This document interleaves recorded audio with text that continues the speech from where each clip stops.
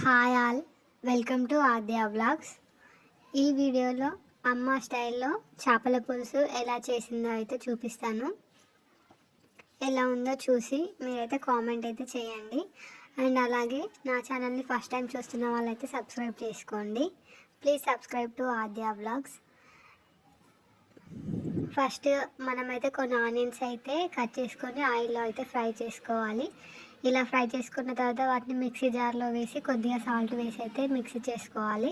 Next అదే నూనెలో ఇంకా కొద్దిగా ఆయిల్ అయితే వేసి ముందుగానే మనం కడిగి పెట్టుకున్న చేపలకి కారం, అల్లం వెల్లుల్లి పేస్ట్ అండ్ పసుపు, ధనియాల పొడి అండ్ జీలకర్ర మెంతుల పొడి వేసి మంచిగా ఒకసారి అయితే కలపాలి.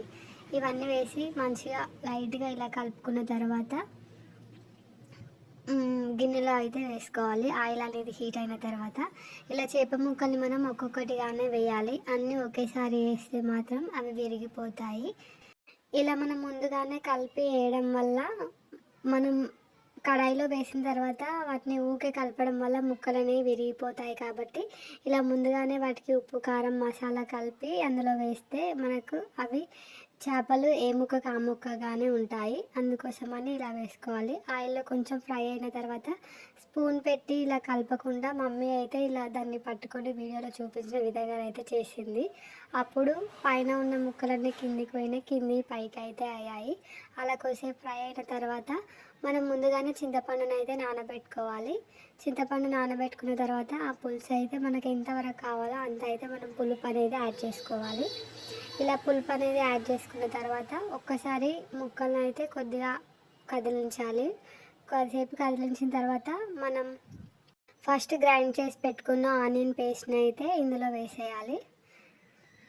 వేసి మనం స్టవ్ అనేది కొంచెం మీడియం ఫ్లేమ్లో అయితే పెట్టుకొని ఉడికించుకోవాలి.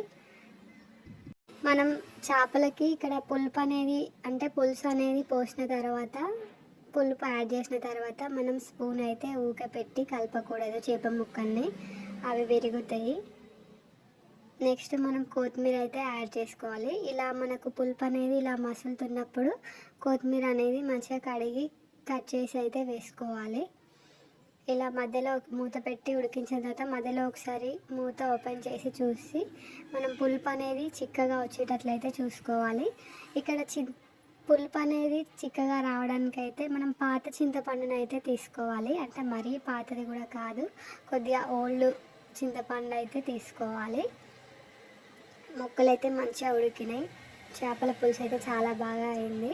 టేస్ట్ అయితే చూసాము, సూపర్ వచ్చింది. అసలు అమ్మ అయితే చాలా బాగా చేస్తుంది మా మమ్మీ. ఈ వీడియో కనుక మీకు నచ్చినట్లయితే ప్లీజ్ లైక్ చేయండి, షేర్ చేయండి and subscribe to Aadya vlogs.